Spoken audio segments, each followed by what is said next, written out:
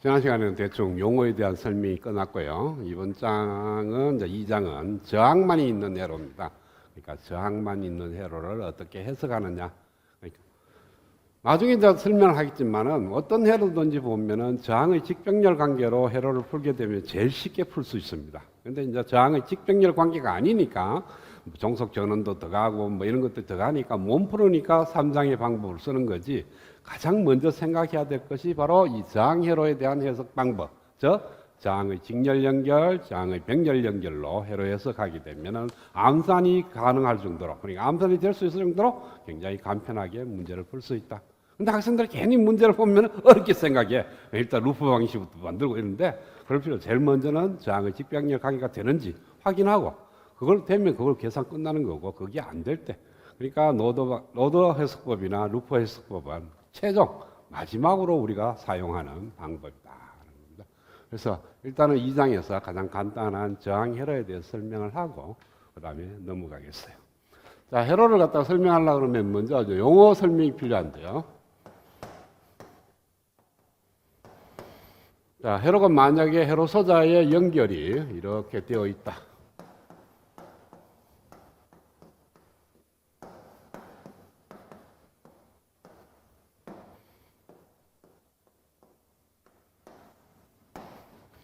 자, 네모박스가 회로 소자라고 생각했어요. 그러니까 회로 소자가 있으면은 회로 소자를 갖다가 도선으로 연결한 것이 회로라 그랬으니까 이 회로 소자를 연결한 이 도선에 의해서 용어가 있었는데, 첫 번째 가지,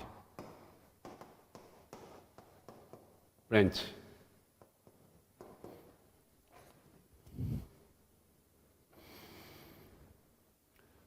자, 이 회로 소자가 있으면, 이 네모 박스의 회로 소자가 있으면 이 회로 소자를 포함하는 이 라인이 있습니다. 그렇죠?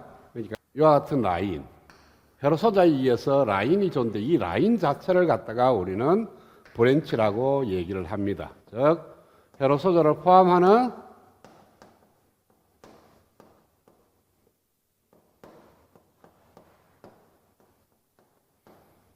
라인, 선을 갖다가 우리는 브랜치라고 얘기를 합니다.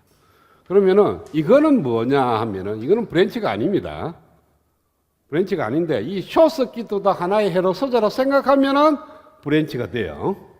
그러니까 이 네모박스, 노란 네모박스를 켜놔놓고 이 네모박스의 특성이 뭐냐 하면은 이 점하고 이 점하고 도선으로 연결한 회로 소자다라고 얘기합니다. 즉 스위치 온 상태죠. 그렇죠?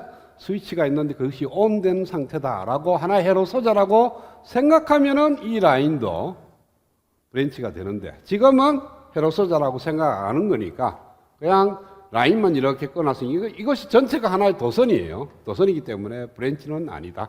그래서 브랜치는 반드시 회로 소자를 포함을 해야 된다. 그 다음에 두 번째 노드, 그러니까 마디.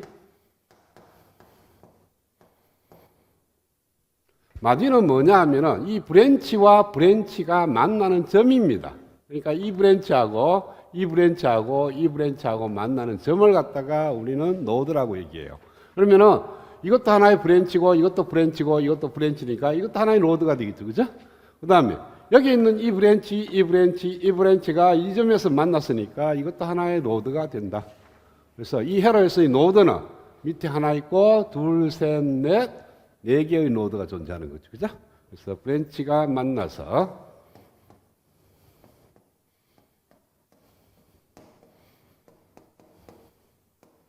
브랜치가 만나는 점을 갖다가 우리는 노드라고 정의를 한다. 그 다음에 세 번째가 루프.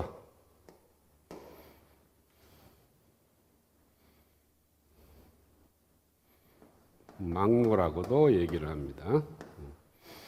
루프는 이 브랜치와 이 브랜치와 이 브랜치가 만나서 하나의 폐곡선을 이룰 때, 이 브랜치와 이 브랜치와 이 브랜치가 만나서 하나의 폐루프를 만들 때 이걸 갖다가 우리는 루프라고 얘기합니다. 그러니까 브랜치가 만나서 브랜치로 이루어진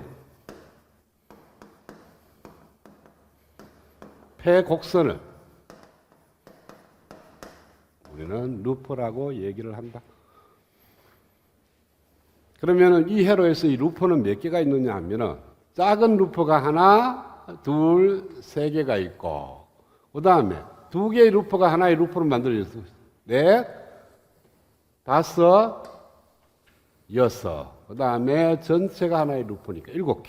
그러니까 이 회로에서 만들 수 있는 방법은 루프는 7개가 된다는 거예요. 그 다음에 하나 더 메시가 있는데요. 이게 망이고, 루프는 뭐 좀 그러네. 우리말로 하기가. 그냥 루프. 메시는 망이라 그러는데 이거는 뭐냐면 가장 작은 자기 자신 외 다른 루프를 포함하지 않는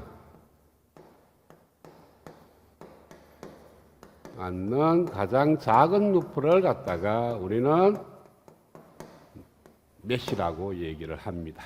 그러니까 메시하고 루프하고가 비슷하면서 크게 그리면은 루프가 되고 작게 그려도 루프는 돼요.